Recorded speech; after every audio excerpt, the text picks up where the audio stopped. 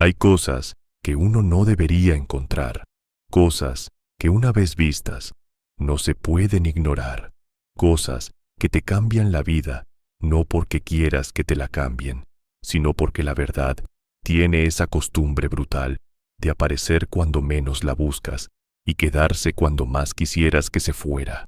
No olvides suscribirte al canal para seguir escuchando más historias como estas. Yo no era nadie importante. No era periodista. No era activista. No era el tipo que sale en los libros de historia con una cita memorable debajo de su foto. Era técnico de sonido en Televisa. Llevaba 11 años poniendo micrófonos, calibrando niveles, asegurándome de que las voces de los famosos sonaran perfectas mientras el país los adoraba desde sus salas. 11 años siendo invisible. Y precisamente porque era invisible, nadie pensó en que yo podría estar ahí esa noche. Era jueves, un jueves de octubre de 1991. El Foro 9 estaba vacío, porque siempre en domingo había terminado de grabar horas antes. Yo me había quedado hasta tarde arreglando un problema con el sistema de monitoreo que nadie más quería resolver un viernes. Así era yo, el que se quedaba, el que resolvía, el que no hacía ruido. Estaba debajo del panel principal, con medio cuerpo metido entre cables, cuando escuché las voces. No me moví. Instintivamente, sin razón clara todavía, algo me dijo que me quedara quieto. La voz de Raúl Velasco era inconfundible. 40 años escuchándola en televisión te la graban en algún lugar permanente del cerebro. Pero esta voz no era la del conductor que sonreía y presentaba a los artistas con ese entusiasmo calculado. Esta voz era baja, tensa, con un filo que nunca salía al aire. La otra voz no la reconocí de inmediato. Era un hombre, mayor también, con esa cadencia de ejecutivo, acostumbrado a que nadie le contradiga nada. No escuché todo, solo fragmentos, pero los fragmentos fueron suficientes. Un nombre, una acusación, una cantidad de dinero. Y luego la frase que se me quedó clavada en el pecho como un clavo oxidado. Si eso sale, no sale nada más. Nunca. ¿Entendido? Me quedé inmóvil durante lo que me parecieron horas. Cuando las voces se fueron, cuando los pasos se alejaron por el pasillo y las puertas del foro volvieron a cerrarse, salí de debajo del panel con las manos temblando. No de miedo todavía, de algo más difícil de nombrar, de ese momento exacto en que el mundo que conocías se acomoda diferente y ya no puedes fingir que todo sigue igual. Me fui al baño, me lavé la cara, me miré en el espejo y pensé en mis 11 años ahí, en mi hija de 8 años que me esperaba en casa, en la hipoteca que me faltaba pagar, en todo lo que tenía que perder. Y pensé también en el nombre que había escuchado, en la acusación, en lo que significaba si era verdad. Salí del baño, apagué las luces del foro, cerré con llave. Caminé hasta mi carro, en el estacionamiento vacío, y antes de arrancar, noté algo en el asiento del copiloto. Un sobre Manila que no estaba ahí cuando llegué, grueso, con mi nombre escrito a mano, solo mi nombre, sin remitente, sin explicación. Lo abrí, y lo que encontré adentro fue la razón por la que estás viendo este video hoy. El sobre contenía 17 páginas. Las conté 2 veces, porque no podía creer que algo tan pequeño pudiera pesar tanto. Eran documentos internos de Televisa, algunos con membrete oficial, otros en papel simple, pero con firmas que reconocí. Había una carta principal, escrita a máquina, con fecha de agosto de ese mismo año. Estaba dirigida a Raúl Velasco directamente. No decía, señor Velasco, ni estimado conductor. Decía, simplemente Raúl, como quien le escribe a alguien que conoce de toda la vida y ya no necesita pretender formalidad. La carta la había escrito una mujer, No voy a decir su nombre completo, porque su familia todavía existe y todavía vive en este país. La voy a llamar Elena. Elena había sido bailarina del programa durante 6 años. 6 años de ensayos, de viajes, de ser parte de esa maquinaria brillante que cada domingo reunía a millones de mexicanos frente al televisor. Y en esa carta, Elena describía con una precisión que solo da el dolor lo que le había ocurrido, lo que le habían permitido que le ocurriera, lo que se había callado durante años porque alguien muy por encima de ella le había explicado, sin rodeos, lo que le pasaría a su carrera si abría la boca. Pero la carta no era solo su historia, era una acusación formal, documentada, con fechas y nombres, dirigida a Velasco porque Elena creía, o quería creer, que él no lo sabía todo, que alguien con tanto poder en la televisión mexicana podría hacer algo si se enteraba, que tal vez dentro de esa maquinaria había todavía un hombre. Las otras páginas eran la respuesta del sistema, reportes de reuniones internas, memorandos con palabras como situación delicada y manejo discreto y protección de imagen corporativa. Había un documento que listaba a otras 4 mujeres, solo iniciales, pero con fechas, con nombres del personal involucrado, con notas al margen escritas a mano que decían cosas como resuelta y compensada, y firmó acuerdo. Yo no era abogado, no era periodista, era técnico de sonido con 11 años en Televisa y una hija de 8 años dormida en casa, pero entendí perfectamente lo que tenía entre las manos, y entendí, con esa claridad brutal que da el miedo verdadero, que alguien me lo había puesto ahí adrede. Alguien sabía que yo estaba en el foro esa noche. Alguien había decidido que yo era la persona indicada para recibir esto. O alguien había decidido que yo era el chivo expiatorio perfecto si las cosas salían mal. Arranqué el carro, manejé hasta mi casa en silencio, con el sobre en el asiento de atrás, como si fuera un animal vivo. Mi esposa Laura estaba dormida. No la desperté. Me senté en la cocina con las páginas sobre la mesa y las leí 3 veces completas. Cada vez que terminaba, el peso era mayor. Cada vez que llegaba al final, la pregunta era la misma y no tenía respuesta fácil. ¿Qué hace un hombre invisible cuando de repente sabe demasiado? No dormí esa noche. Me quedé en la cocina hasta que el cielo empezó a aclararse y mi hija bajó en pijama a pedirme que le hiciera el desayuno, como si fuera un día normal, porque para ella lo era. Le hice los huevos, le preparé el lonche, la vi salir a la escuela con su mochila roja y pensé que todo lo que yo hiciera en los próximos días iba a afectar la vida de esa niña de maneras que ella no podía imaginar todavía. Laura bajó después, me miró la cara y supo de inmediato que algo había pasado. Llevábamos 14 años juntos. Conocía cada versión de mi silencio. Este era el que le daba miedo. Le conté todo. Le mostré los documentos. La vi leerlos y vi el momento exacto en que su expresión cambió de preocupación a algo más serio, más frío. Cuando terminó, dobló las hojas con cuidado, las metió de regreso al sobre y me miró.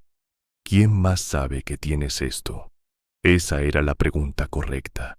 La pregunta que yo había evitado hacerme toda la noche porque no tenía una respuesta tranquilizadora. Alguien me lo había puesto en el carro. Eso significaba que alguien sabía que yo era yo, que trabajaba en ese foro, que me había quedado tarde, que estaba debajo de ese panel cuando Velasco y el otro hombre hablaron. Significaba que no era anónimo en absoluto. Fui al trabajo ese día. No sabía qué más hacer. La rutina era lo único que se sentía manejable. Llegué al canal. Saludé a los mismos compañeros de siempre. Tomé el mismo café horrible de la máquina del pasillo. Fui al Foro 9 a revisar el equipo para la grabación del fin de semana.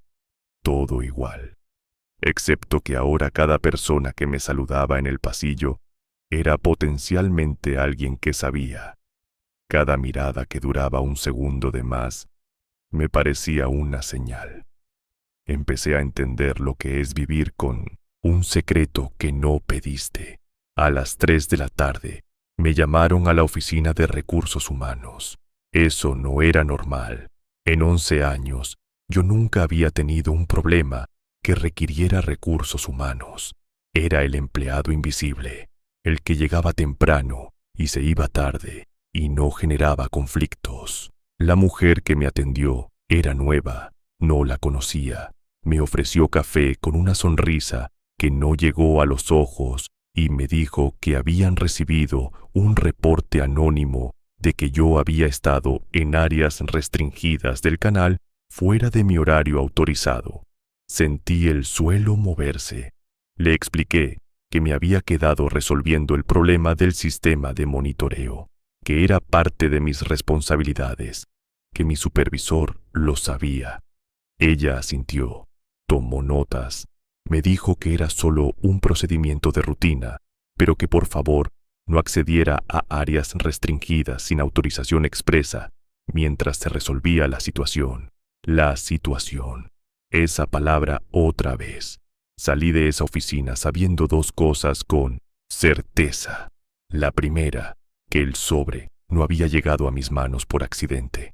La segunda, que el reloj ya había empezado a correr y yo todavía no había decidido en qué dirección correr con él.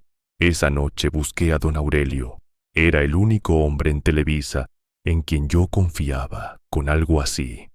Había entrado al canal en los años 70. Lo había visto crecer desde adentro. Conocía los corredores y los secretos con la familiaridad de quien lleva décadas navegando aguas turbias sin ahogarse. Tenía 60 y tantos años. Se estaba acercando a la jubilación y llevaba toda su carrera siendo exactamente lo que yo había sido. Invisible, eficiente, prescindible en apariencia y absolutamente esencial en la práctica.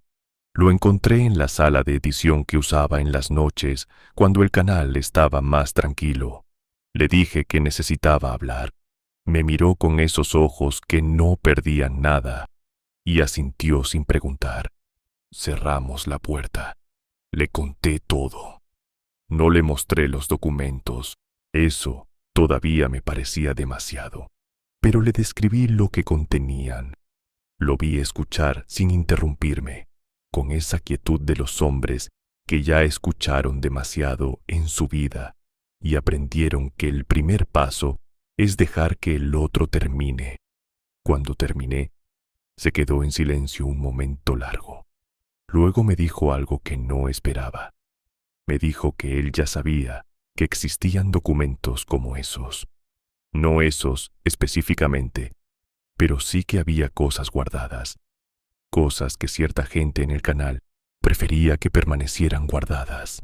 Me dijo que no era la primera vez que alguien llegaba a ese punto, sabiendo algo que no debería saber, preguntándose qué hacer. Y me preguntó si yo sabía lo que le había pasado a los que habían intentado hacer algo antes. No lo sabía. No quería saberlo, pero necesitaba escucharlo. Hubo un productor, me dijo, a finales de los 80, un hombre bueno, con familia, con principios. Llegó a saber algo parecido. Intentó ir con los directivos. Lo transfirieron a una filial en provincia. Aguantó 6 meses y renunció. Nunca volvió a trabajar en televisión. Hubo un asistente de producción que intentó llevar algo a un periódico. El periódico nunca publicó nada. Ella sí perdió su trabajo. Y hubo un caso más que don Aurelio no me quiso detallar. Solo me dijo que ese había sido el peor y que la persona involucrada tardó años en reponerse. Le pregunté entonces qué me recomendaba hacer. Se levantó, caminó hacia la ventana pequeña que daba al estacionamiento, la miró un momento y luego se volvió hacia mí. Me dijo que si yo tenía una hija, que pensara en ella, que si tenía una hipoteca, que pensara en ella, que el mundo era injusto, pero que seguía siendo el único mundo que teníamos para vivir. Era el consejo de un hombre cansado, y lo entendí perfectamente. Pero mientras manejaba de regreso a mi casa esa noche, con las palabras de don Aurelio resonando y el sobre todavía en el cajón de mi cocina, pensé en Elena, en las otras 4 mujeres con solo iniciales en un documento, en la palabra compensada escrita a mano al lado de sus nombres como si eso lo resolviera todo.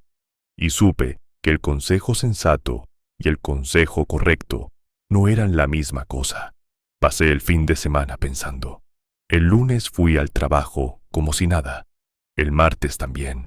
Por fuera, todo igual. Por dentro, estaba construyendo un plan con los materiales que tenía, que no eran muchos. No conocía periodistas. No tenía contactos en el gobierno. No era nadie con acceso a personas poderosas que pudieran hacer algo con información como esa. Era un técnico de sonido en una ciudad de 20 millones de personas. Pero conocía a Marcos. Marcos había sido mi compañero en el canal durante 4 años hasta que lo corrieron por meterse con el sindicato. Ahora trabajaba en una estación de radio pequeña, independiente, de las que sobrevivían de milagro en los márgenes del sistema. No era el New York Times, no era nada que hiciera temblar a nadie, pero era algo. Era una voz que no le debía favores a Televisa. Lo llamé desde una caseta telefónica, no desde mi casa. Ya había empezado a pensar así, con esa paranoia que se instala cuando sabes que tienes algo que otros quieren recuperar. Le dije que necesitaba verlo. Me preguntó si estaba bien. Le dije que sí, que solo necesitaba un café con él. Nos citamos esa tarde en una fonda del centro que ninguno de los dos frecuentaba. Marcos me escuchó con la misma atención con que don Aurelio me había escuchado, pero con una energía diferente. Donde don Aurelio había tenido quietud de hombre resignado, Marcos tenía esa tensión de periodista que reconoce una historia. Sus ojos se movían de manera diferente mientras yo hablaba. Hacía preguntas cortas, precisas, en los lugares exactos. Cuando terminé, me preguntó si tenía los documentos. Le dije que sí. Me preguntó si podía verlos. Le dije que todavía no. Necesitaba saber primero si tenía alguna posibilidad real de hacer algo con ellos, sin que destruyeran mi vida en el proceso. Marcos fue honesto. Me dijo que su estación era pequeña y que no tenía los recursos para protegerme si Televisa decidía ir en serio contra mí. Me dijo que, en México de 1991, con la televisión siendo lo que era, con el PRI siendo lo que era, con el dinero siendo lo que era, publicar algo así desde una radio independiente podía significar que apagaban su señal antes de terminar la transmisión. Pero también me dijo algo más. Me dijo que conocía a alguien, un periodista que había cubierto el medio del espectáculo durante años y que tenía, según sus palabras, una colección privada de historias que nunca había podido publicar, pero que esperaba el momento correcto para que algo grande abriera la puerta. Ese alguien se llamaba Gerardo Reyes. Y Marcos me advirtió, antes de darme su número, que Gerardo era el tipo de periodista que iba hasta el fondo de las cosas, que una vez que le daba una historia, la historia ya no era solo tuya, que, si yo daba ese paso, el siguiente lo daba con alguien que no iba a detenerse a mitad del camino. Le pregunté si eso era bueno o malo. Marcos me miró un momento y me dijo que dependía de qué tan lejos estaba yo dispuesto a llegar. Esa noche, en la fonda, mirando mi café enfriarse, tomé la decisión. no porque fuera valiente, no porque fuera un héroe, sino porque cada vez que cerraba los ojos, veía la palabra compensada, escrita al lado de un nombre que era solo una inicial, y no podía hacer que eso se sintiera aceptable. Gerardo Reyes llegó a nuestra primera reunión con 20 minutos de retraso y una libreta bajo el brazo que parecía haber sobrevivido varios años y varios países. Tenía unos 45 años, el pelo ya gris en las sienes, y esa manera de mirarte que tienen los periodistas buenos, como si estuvieran leyendo algo que está justo detrás de lo que dices. Nos reunimos en su departamento, en la Colonia Narvarte, porque él insistió en que no fuera a ningún lugar público todavía. Le entregué los documentos. Los leyó completos sin decir una palabra. Tardó casi 40 minutos. Yo me quedé sentado frente a él, mirando los libros que cubrían todas las paredes de su sala y pensando en mi hija y en Laura y en 11 años de trabajo que podían terminar en cualquier momento. Cuando terminó de leer, Gerardo puso las hojas sobre la mesita de centro con cuidado, como si fueran algo frágil, y me miró. Me dijo que los documentos eran reales, que él reconocía las firmas, que conocía el sistema interno de Televisa lo suficiente como para saber que nadie falsificaba documentos así, con ese nivel de detalle burocrático. Me dijo que la historia era importante, no importante como noticia de espectáculos, importante como documento de una industria que había construido su poder sobre el silencio de personas que no tenían a quién acudir. Pero también me dijo que publicarlo iba a ser difícil, no imposible, pero difícil de maneras que yo necesitaba entender antes de comprometerse a nada. Me explicó que ningún periódico grande lo tocaría sin enfrentar presión inmediata de sus anunciantes y que los anunciantes grandes de casi todos los periódicos grandes en México tenían relación directa con Televisa o con personas conectadas a Televisa. Me explicó que había revistas independientes y publicaciones más pequeñas, pero que su alcance era limitado y que la historia podía publicarse y morir sin que nadie se enterara de nada importante. Y luego me dijo algo que no esperaba. Me dijo que había otra posibilidad, una que implicaba sacar la historia primero fuera del país, publicarla en medios internacionales, y que la presión viniera de afuera hacia adentro. Me dijo que tenía contactos en un periódico de Houston que cubría México regularmente y en una revista cultural en Buenos Aires que en los últimos años había publicado investigaciones sobre las industrias del entretenimiento en Latinoamérica. Le pregunté cuánto tiempo tomaría. Me dijo que semanas, tal vez un mes. Le pregunté si podía mantener mi nombre fuera de todo esto. Se quedó callado un momento antes de responder. Me dijo que iba a intentarlo, que la fuente podía permanecer anónima en la publicación, pero que, en el proceso de verificar los documentos, de hacer llamadas, de contactar a las personas involucradas para darles oportunidad de responder, había riesgo de que alguien dedujera quién había entregado la información. Me preguntó si entendía ese riesgo. Le dije que sí. Me preguntó si lo aceptaba. Tardé en responder. Pensé en Elena y en las iniciales de las otras 4 mujeres. Pensé en la palabra compensada. Pensé en mi hija desayunando esa mañana sin saber nada. Le dije que sí. Gerardo asintió, guardó los documentos y antes de que me fuera, me dijo una cosa más. Me dijo que fuera a trabajar normalmente, que no cambiara ningún hábito, que no hablara de esto con nadie más, que viviera como si nada hubiera pasado, porque la mejor protección que yo tenía en ese momento era seguir siendo exactamente lo que había sido siempre, invisible. Las siguientes 3 semanas fueron las más largas de mi vida. Iba al canal, ponía micrófonos, calibraba niveles, saludaba a los compañeros, tomaba el café horrible de la máquina del pasillo y por dentro vivía en un estado permanente de alerta que me costaba 11 horas de sueño y casi me costó mi matrimonio, porque Laura veía lo que yo estaba cargando y no podía ayudarme a cargarlo. Y eso tiene un precio entre dos personas. Gerardo me llamaba cada 4 o 5 días desde diferentes números. Me daba avances en código que habíamos acordado de antemano. Las cosas avanzaban, pero despacio. El periódico de Houston quería verificación adicional. La revista de Buenos Aires necesitaba tiempo para traducir y contextualizar.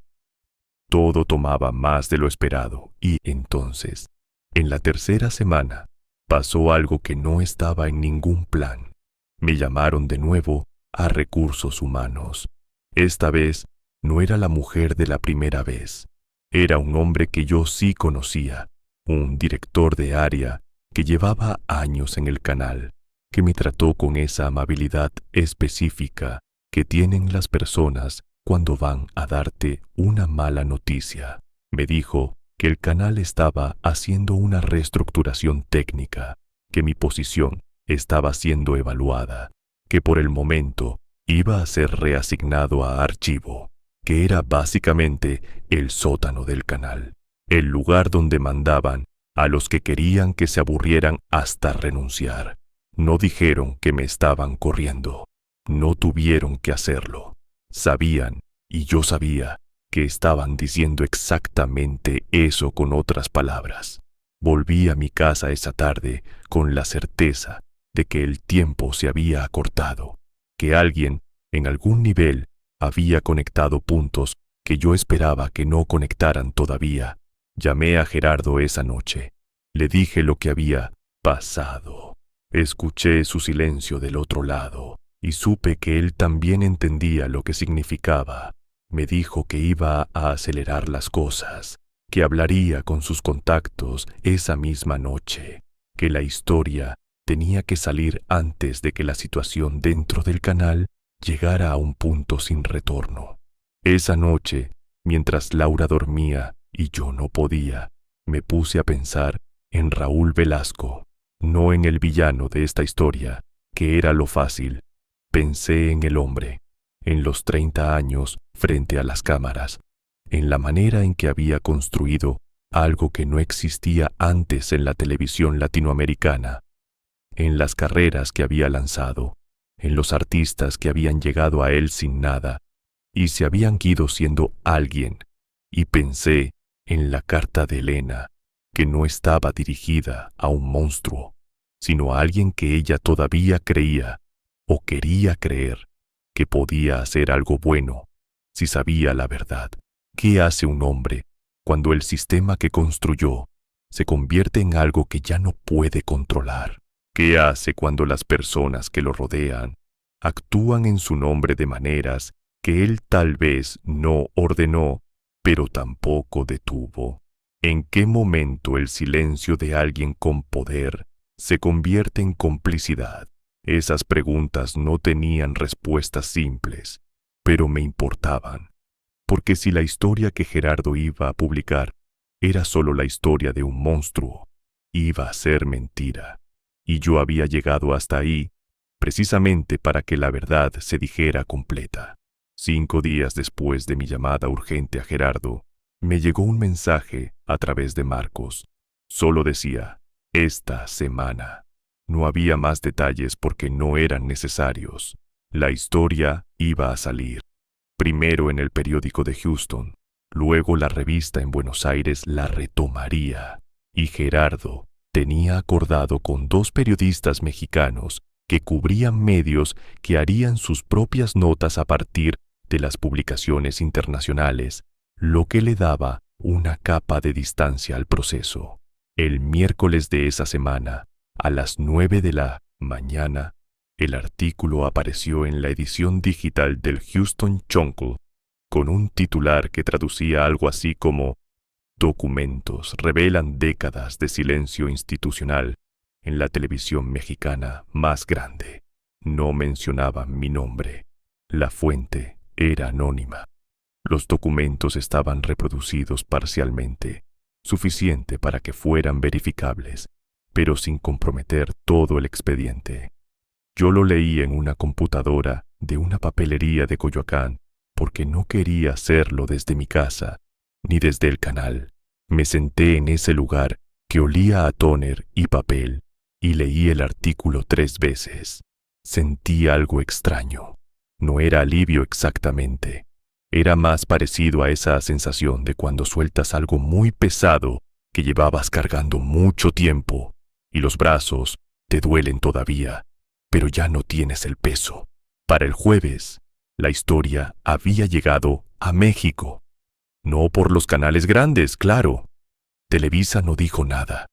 Los periódicos afiliados no dijeron nada, pero circulaba en las redacciones, en los cafés donde se juntaban los periodistas, en los pasillos de las universidades donde había estudiantes de comunicación que tenían acceso a publicaciones internacionales.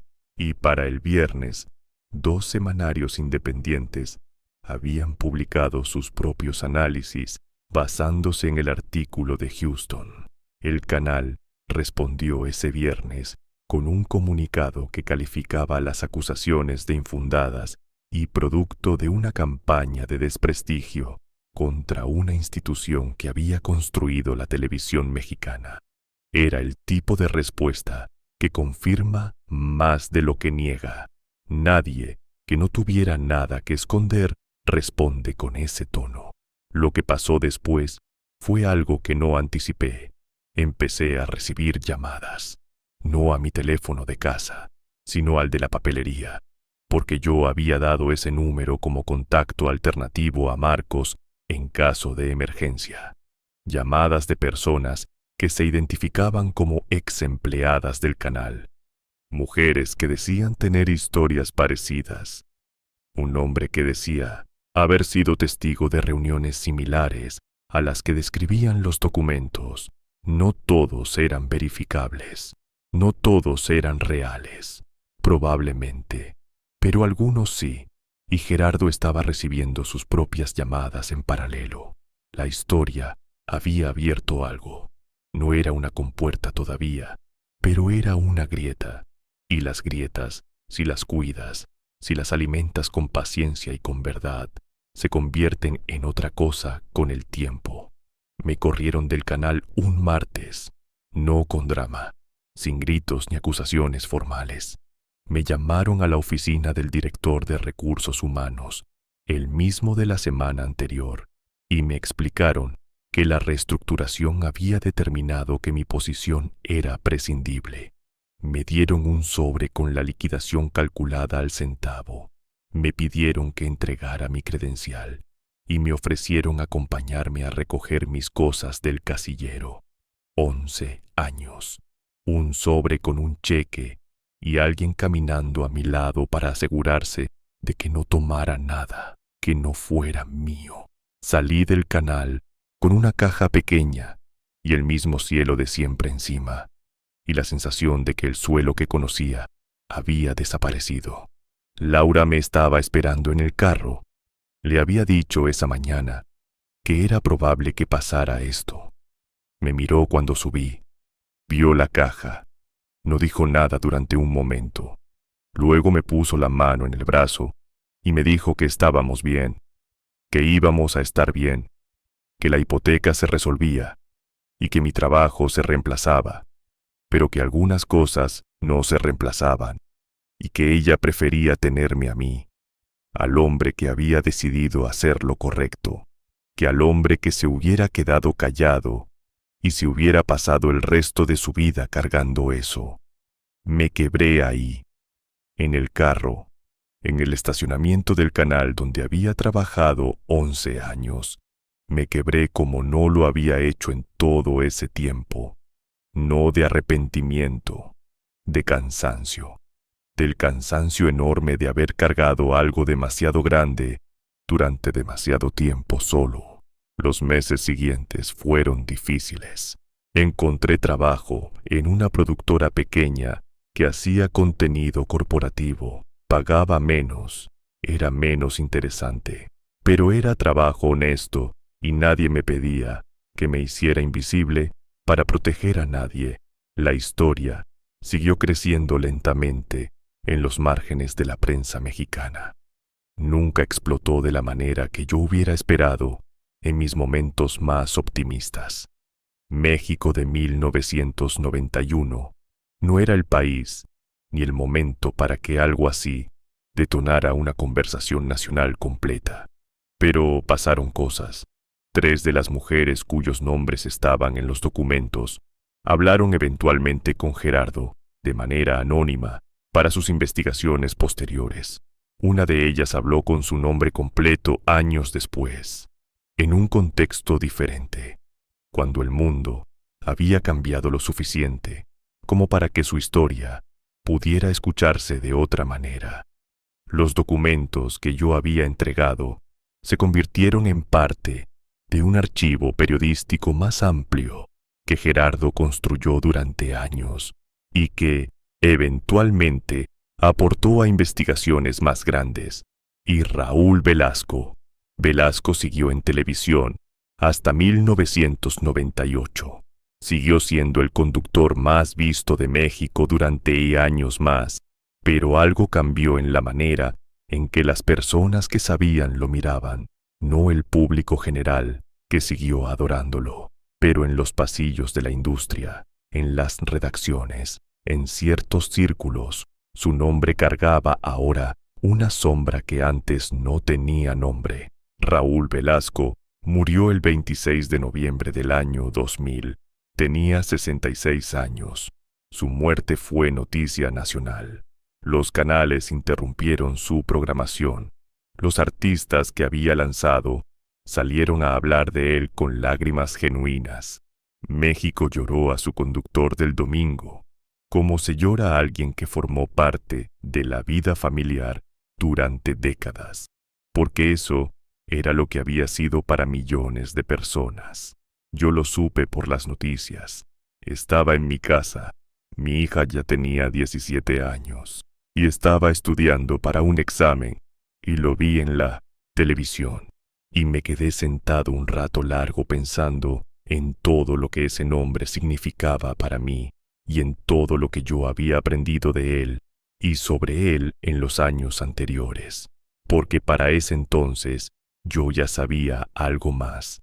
Gerardo, en uno de sus artículos posteriores, había documentado algo que los documentos originales no mostraban completamente, que Velasco, en 1992, un año después de todo lo que yo había vivido, había tenido una serie de conversaciones internas en las que había presionado para que se estableciera un protocolo formal de denuncia dentro del canal para situaciones de abuso.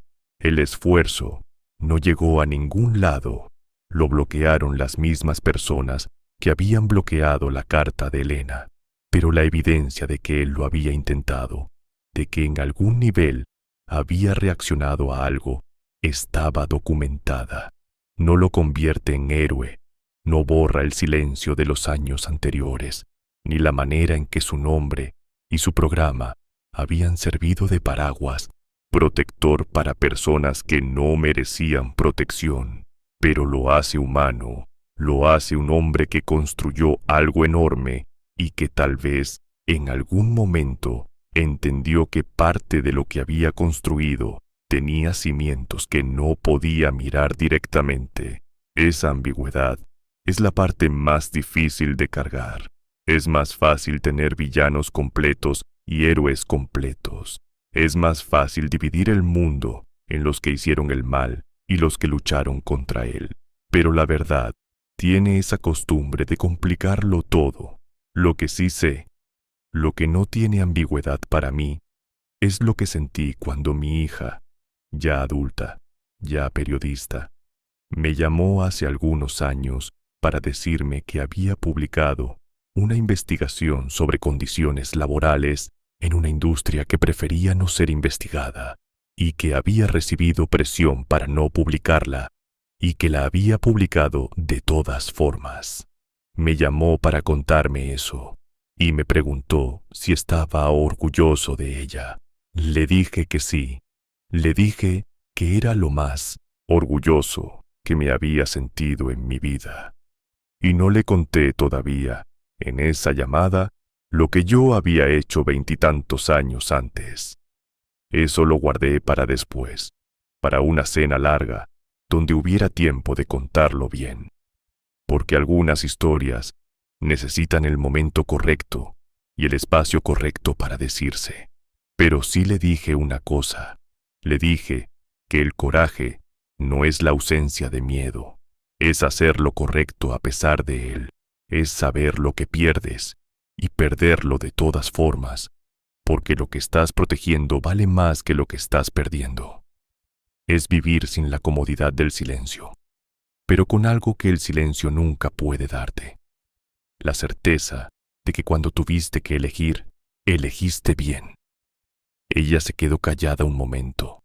Luego me dijo, «Eso suena a que tú también tienes una historia que contarme, papá».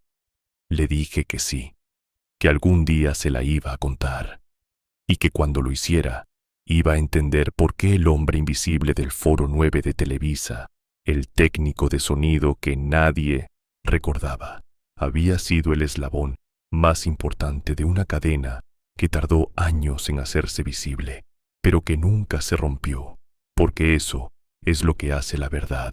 Cuando alguien se atreve a cargarla, no siempre explota, no siempre cambia todo de un día para otro, pero se mueve, avanza, encuentra sus caminos y tarde o temprano, de la manera que sea, llega a donde tiene que llegar. Siempre llega.